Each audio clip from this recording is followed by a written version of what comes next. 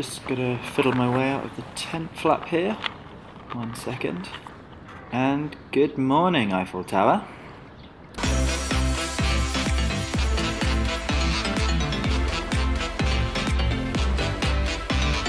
Since I finished studying 6 years ago, I have spent 4 years outside of the UK not paying for accommodation.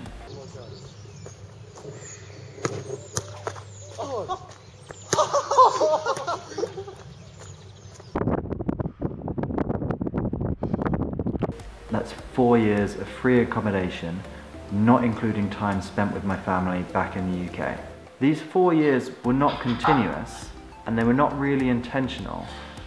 What I'm going to do now is run through the 4 years of free accommodation. There's a bum being flashed at me over there. But I just want to share a breakdown of exactly how I did it and where I stayed to show that it's quite simple and it's possible for anyone else as well. I thought I'd sit here because there's that little plant over there and I quite like him. There are 4 main ways I do this. The first is free camping. The second is volunteering. The next is very simple, getting free accommodation as part of a job. And the final way is staying with people. It was never really my intention to find free accommodation, but it just so happened that way. What it's meant for me is that I've been able to stay on the road and I've been able to do a lot more than I would have been able to do if I had have paid for accommodation. 4 years is 48 months, which is around 1,400 days, which means if I was paying £10 a night for accommodation, I would have paid £14,000 over those 4 years. If I was paying £25 a night, I would have paid £35,000. And if I was paying £50 a night, I would have paid £70,000. All of those numbers are huge sums of money that I've been able to use for other purposes, traveling the world and spending on things that I enjoy, rather than just having a place to sleep at night. Right after finishing studying, I went to Uganda to do a school building project, and we spent 1 month there living in the local church. After Uganda, I got a job in a ski resort, working as a ski rep for 5 months, which included all my food and accommodation as well.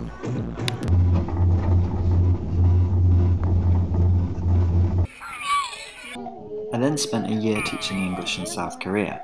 Part of my contract was that I'd get a free house for the year while I was there.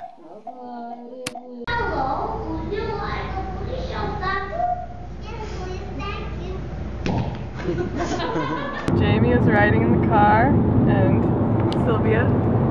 And Pablo was nice enough to pick us up. Would you like to introduce yourself, Pablo? Hola. Straight after finishing teaching, I decided to go hitchhiking around Europe on a very short trip. I loved it so much that this ended up lasting nearly 6 months. Most of that time was spent staying with strangers that I met through the couchsurfing network. However, I also stopped with a few friends along the way. When I do this, I'm really careful not to overstay my welcome. Couchsurfing is a great resource to meet people and do cool stuff, but you shouldn't use it just for free accommodation. I spent another month camping out in the wild wherever I could find a place to put my tent, and another month volunteering, partly at a language camp in Poland and also at a hostel in Budapest. I picked this spot because I thought it was so peaceful! We then bought £30 bicycles, which we cycled from England to Slovakia, free camping for a month. When we got to Slovakia, we built a raft and rafted down the Danube until we got arrested in Budapest. It's the second time we got arrested, so got arrested for camping in a park in Amsterdam. During this whole journey, I didn't shave, so ended up with quite a long ginger beard.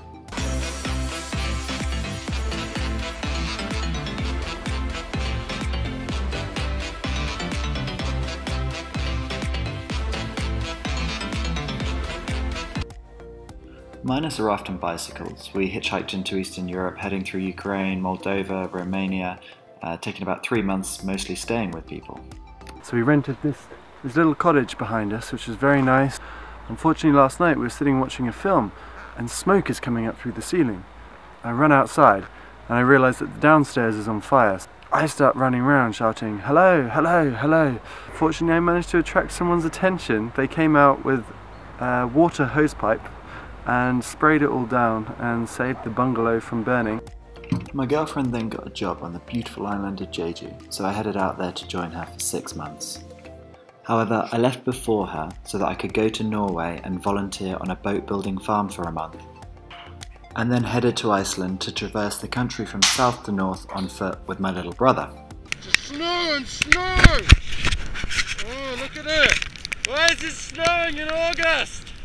Hoping to warm up a little bit, I went to Greece with my friend and we squatted in an abandoned building, before heading to a chilly Detroit where I met my girlfriend's family for the very first time.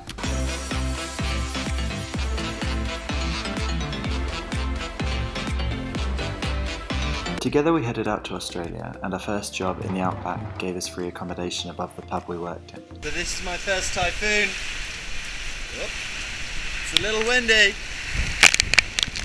When our contract was up, we headed up the coast for a month, living in a van, free camping wherever we could. And when we finally left Australia, we went over to New Zealand, intending on cycling for a month, but ended up hitchhiking and getting in a van instead. We did briefly volunteer in a hostel, but that didn't really work out either. We were fired from our volunteer job, so now we're in the move van. On fire! 7 people in one van. There's our bicycles. We headed from New Zealand to North America and spent a couple of months travelling all over the continent, catching up with friends and family we hadn't been able to see for a while. And our very last free trip was spent driving our van conversion all the way from the UK to Malta, where we're now settled.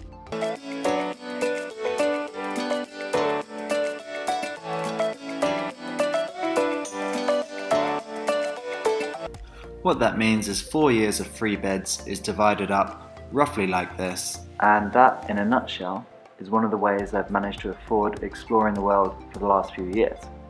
This way of travelling is not for everyone. As you can see, it's involved lots of work. The only thing that I really wanted to share is the idea that you don't need an awful lot of money to see the world. You just need a little bit of a will to get out there and go and see what happens. Be warned, sometimes things go wrong. Sometimes you don't have complete control over what's happening, and for me, that is a source of excitement, but other people might hate it. But if this is of interest to you, you can do it as easily as I can.